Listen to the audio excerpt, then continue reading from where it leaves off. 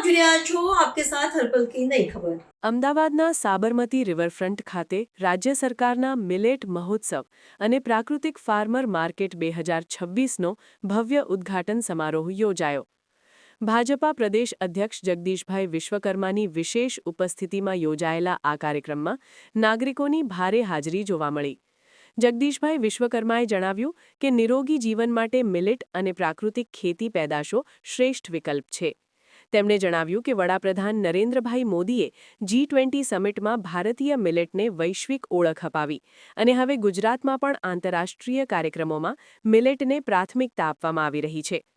મહોત્સવમાં મિલેટથી બનતી વિવિધ વાનગીઓ અને તેના આરોગ્યલક્ષી ફાયદાઓનું પ્રદર્શન કરવામાં આવ્યું છે, જેમાં ગત વર્ષે 5 લાખથી વધુ લોકોએ લાભ લીધો હતો। તેમણે ઉમેર્યું કે બાજરી, જુવાર, રાગી જેવા જાડા અનાજ પાચન માટે ઉત્તમ છે અને ડાયાબિટીસ તથા કોલેસ્ટેરોલ નિયંત્રણમાં મદદરૂપ છે। ખેડૂતોને પ્રોત્સાહન આપવા માટે પ્રાકૃતિક ખેતી અને ઓર્ગેનિક ઉત્પાદનોને અમૂલ બ્રાન્ડ હેઠળ નિકાસ કરવાની દિશામાં પણ સરકાર કાર્યરત છે। માર્કેટ 2026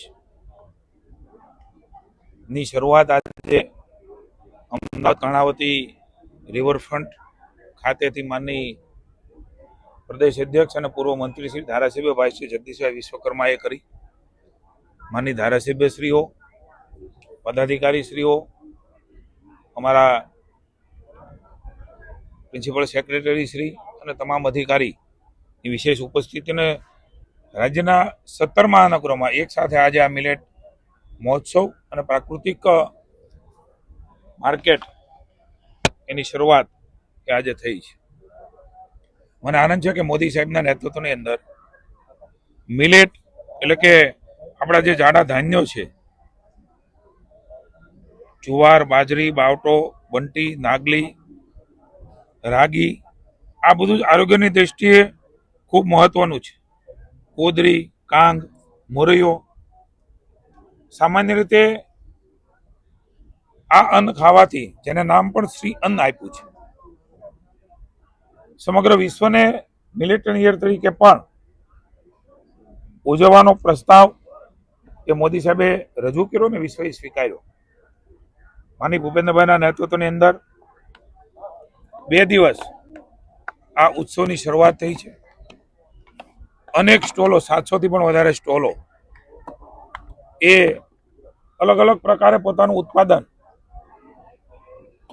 પ્રાકૃતિક શ્રીયન કરી રહ્યા છે। સ્ટોલો આપ્યા છે અને મને ખુશી છે કે આજના કાર્યક્રમની શરૂઆત ખૂબ ઉત્સાહભેર થઈ છે।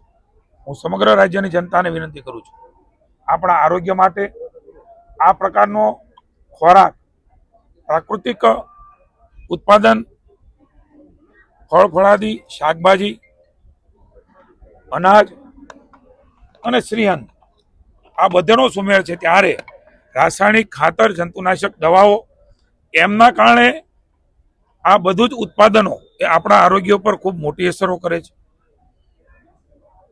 700 થી પણ વધારે કેસો કેન્સરના આવે છે।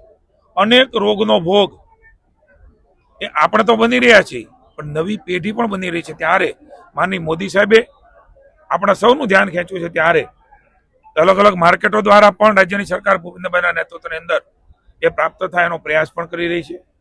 હું રાજ્યના તમામ લોકોને વિનંતી કરું છું, આપણા માટે આપણા વડીલોને ભૂતકાળમાં તાવ પણ નથી આવ્યો, 100 વર્ષ સુધી એમને તાવ ના આવ્યા, મૃત્યુ થયા હોય, એવા વડીલો આપણા ઘરમાં હતા। આજે નાનપણથી જનતાની સાથે જે રોગ આવે છે, એમાં આ પ્રકારની આપણી ખાદ્ય, આપણો ખોરાક એ અતિ આપણે સૌ કરીએ, જાગૃતિનું કામ કરીએ, તંદુરસ્તી આપણે ખૂબ સારી મેળવીએ અને નવી પેઢીને પણ બચાવીએ।